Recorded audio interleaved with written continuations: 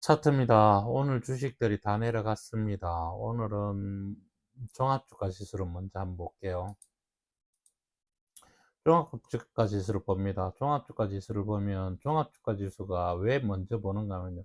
52의 신저가 자리에 들어온 겁니다, 이게.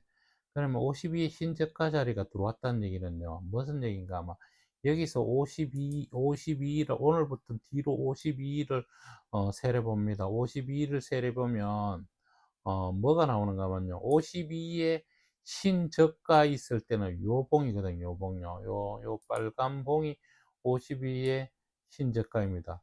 요게. 근데 오늘 이 저가를 개파락으로 이미 여기를 만들어 놨다는 얘기는 이 자리가 이제 50의 신저가가 됐다는 얘기예요. 그러면 얘 있을 때 52의 여기서부터 52의 신저가가 내려왔을 때 여기서 26, 여기를 이쪽 방향으로 얘가 올라갔어야 되는데 이쪽 방향으로 못 가고 다시 52의 신저가를 만들어 놨다는 얘기는요. 다시 이쪽 방향으로 갈 수 있는 단추를 만들어 놨다는 겁니다.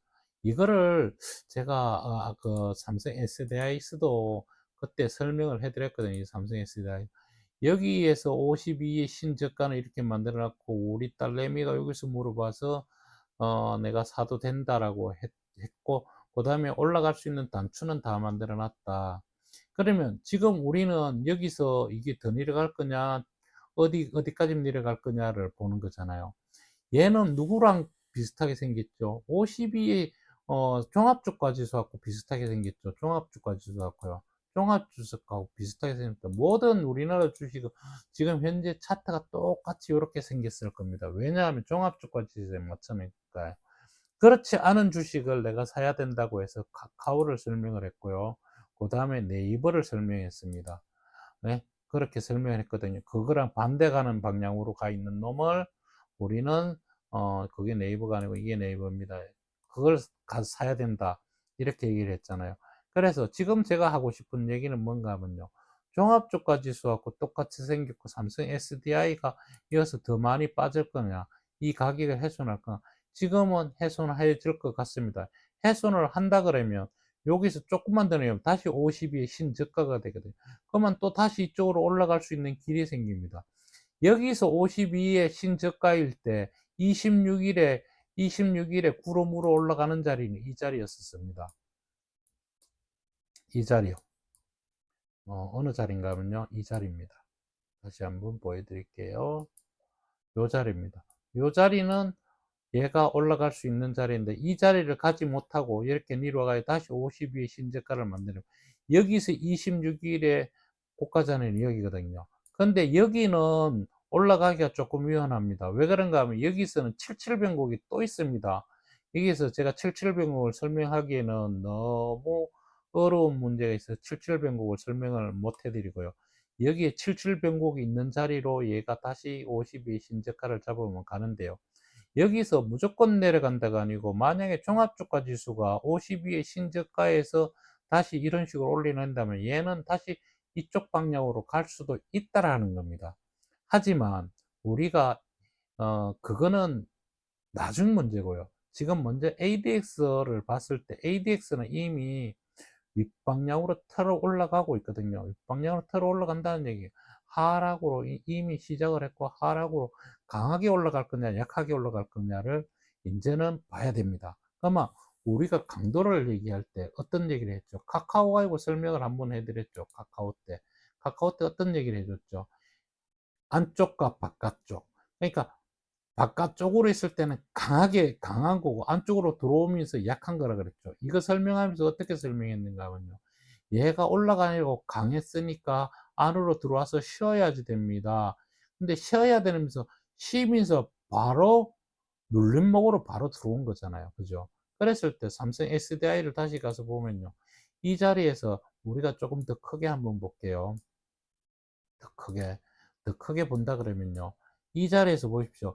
얘가, 얘가 지금 42로 올라가면서, 마이너스가 ADX 바깥에 있는 게 안쪽에 있는 겁니다. 이러면 바깥에 있을 땐 강력하게 떨어지지만 안쪽에 있는 거는요, 천천히 떨어진다는 거예요. 여기서 보면요, 같이 붙어 가다가 바깥으로 나가는 순간 강력하게 내려오고 안으로 들어오는 순간 점점점점 내려오죠. 아직은 바깥으로 나가지는 않았습니다. 그렇다고 해서 강력하게 떨어질 것 같지는 않고요. 여기를 훼손할 것 같으냐?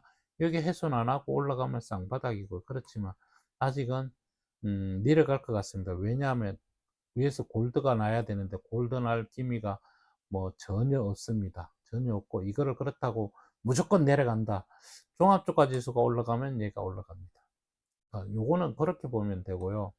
그 다음에 지금 네이버를 설명하면서 이런 얘기를 했었어요. 금요일날 금요일날 금요일날 이날 얘는 하방으로 이미 자리를 잡았습니다. 얘는 스테이터스 533이 533이 데드가 났고요. 얘도 세밀하게 봐야 됩니다. 하면서 가열권에 있지만 데드입니다. 그렇지만 얘는 이미 조정이 들어갔습니다. 했어요. 그러면 지금 현재 시간 조정인지 가격 조정인지 지금은 시간 조정으로 들어갔고요. 여기서 또 다시 가격 조정으로 또 갈 수 있습니다.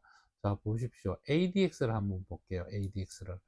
ADX를 보면요. 이렇습니다. 얘가 세 개가 동시다발로 꺾이는 자리가 아니고 두 개만 동시다발로 꺾이는 자리입니다. 이러면 우리가 어떤 얘기를 했죠? 좀 전에도 얘기했다시피 마이너스가 10 위로 올라설 때는 뭡니까? 매수를 가지고 있으면 매수 청산을 해야 되고 매도를 가지고 있으면 매도 강화를 해야 되는 거죠. 그러면 얘가 지금 이미 X를 쳐놓은 상태입니다. X를 쳐놓은 상태에서는 그냥 단순하게 이렇게 마이너스는 위에가 있고 플러스는 밑에가 있으면 이거는 하락이라고 봐야 되거든요. 이미 하락은 시작을 된 겁니다. 그러면 이 하락이 아니고 상승의 눌림목이 시작된 거죠. 상승의 눌림목이. 그러면 이미 얘는 상승의 눌림목을 두 번이나 한 거예요. 두 번을. 그러면 여기서도 상승의 눌림목을 하고 또 위로 올라갈 때, ADX가 위로 틀을 때, 얘네들이 어떤 거랑 같이 30이냐 40 위로 올라가는 것을 보고 내가 매도를 가지고 있을 건지 매수를 가지고 있을 건지를 정해야 된다는 거죠. 여기서 한 가지를 더 얘기해 준다면 얘가 내려간다는 시그널 자체는 모든 게다 지금 상승의 눌림목이지 하락은 아닙니다.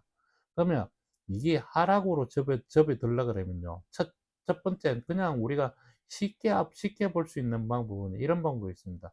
11선 밑에는 이미 깨졌으니까 기준선을 훼손하나 안 하나를 봐야 됩니다. 그 다음에 두 번째 기준선이 올라가고 있는데 그 기준선을 갖다가 하방 이탈한다. 금별에서 이탈을 한다. 그거는 또 눌림목이 아니고 하방으로 보낸다는 거거든요. 그것도 그렇게 보지만, 그 다음에 60일이 올라가고 있는데 60일을 깨고 내려간다. 그건 또 하방이죠. 그런데 그런 징후는 지금 전혀 안 보입니다. 그 앞전에 이 앞에 구름을 보십시오. 이 앞에 구름이 지금 양의 구름으로 구름 두께가 더 두꺼워지지도 않고 요 두께에서 놀고 있다라는 겁니다. 그러면 이 양의 구름이 있을 때는 얘가 내려가더라도 튕겨 올라갑니다. 왜냐하면 양의 구름에서는 양의 구름으로 얘가 내려가지만 이 구름 자리 내려갈 때 그 앞자리나 항상 음의 구름이 있어야지만이 얘가 구름 밑으로 내려가거든요. 그러면 이게 내려간다고 계속 내려간다고 볼 수는 없다는 겁니다. 그러면 우리는 어디에서 돌아서는 때 또 사야지 된다는 거죠. 또 사야 된다는 거죠. 그죠? 그거를 우리가 공부를 해보려 그러면 ADX가 그때 중요한 겁니다. 이 ADX가 그때 어떻게 돼야 되죠? 어떻게 돼야 되죠? 이게 내려오다가 돌았을 때 요 두 놈 위에 플러스나 마이너스가 누구랑 같이 노느냐에 따라서 계속 내려갈 수 있고 올라갈 수가 있다는 거예요.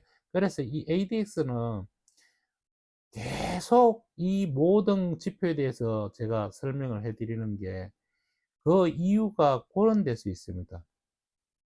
그리고 오늘 그날 금요일 날 설명했다시피 이날 내가 청산을 하고 매도도 잡고 있고 매수도 잡고 있는데 매수 잡고 있는 건 손실이 났고 매도 잡고 있는 건 이익이 났습니다. 그런데 얘는 청산을 다 하고 잡고 있지 않았었거든요. 이때 뭐라고 설명했는가 하면요. 월요일 날 만약에 대통령이 그 저게 된다. 탄핵이 된다.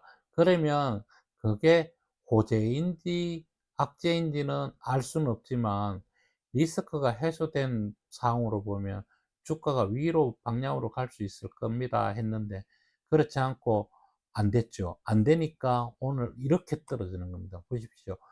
우리 코스피에 59개 종목 빼놔놓고는 올라간 게 없습니다. 여기에서 보면요. 처음 다 생 잡주마인 그뭐 좀 우리가 모르는 종목들만 있습니다. 그리고 가격이 싼 종목들만 있어요. 이게 뭐 비싼 거는 뭐 이런 것도 있죠. 현대모비스 뭐 이런 것도 뭐 비싼 거 뭐 좋은 것들도 있습니다. LG하고 LG 생활건강 이거 계속 내려가다 올라간 거죠.